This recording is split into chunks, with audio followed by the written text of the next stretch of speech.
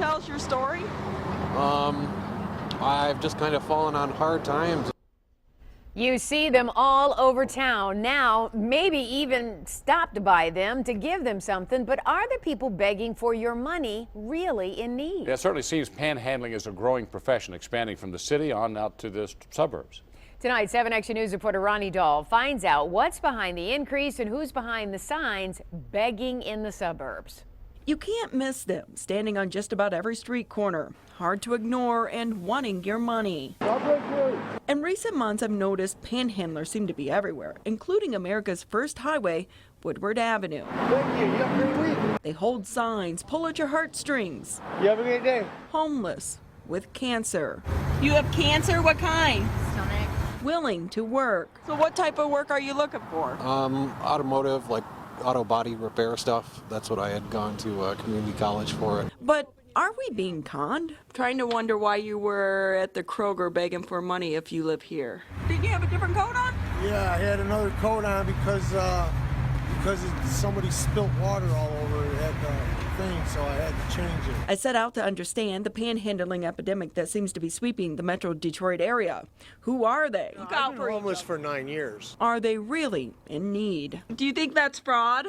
So for days I watched and stopped and talked. Can you tell us your story? I've just kind of fallen on hard times. I met longtime panhandlers like Honest Abe. Why don't you guys go to a shelter?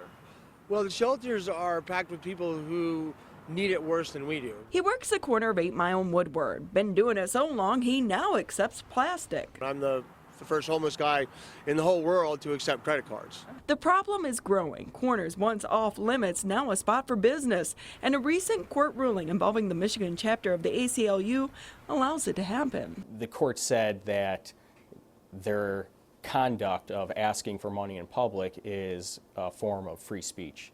It's protected by the First Amendment. Police can do little to stop it, but some municipalities are trying. There are certain ways to curtail that behavior. For First Amendment purposes, there could be time, place, and manner restrictions. So people like Mike make it their job. His post, 16 Mile and Woodward, a young man who says he wants to work. Don't get me wrong, I'd obviously prefer working. But his criminal record is a roadblock. I have a myriad of felony convictions, in addition to schizoaffective disorder, and it makes it so it's kind of hard for me to hold down a job. What are your felony convictions for? Felony assault with a firearm a couple of times. Different people, different ages, different stories, many working in teams, sharing signs and real estate. I got kicked off that corner. You got kicked off that corner? Yeah, they say they own the corner or something. Who owns the corner? The people that are there now. They all want your help, but is handing over $1 or $2 the best thing to do? Elizabeth Kelly with Hope Shelter in Pontiac says there are better ways. If you really want your donation to do the most good, the very best thing is to give it to an agency who's going to be able to help people move forward. But do some even need your money? We saw this guy begging in Birmingham. Just as we turned around to catch him on camera, he folded up his sign and headed for his ride. An SUV we later found parked at a house in West Bloomfield. No wonder why you were at the Kroger begging for money if you live here. Hey, do you think that's fraud?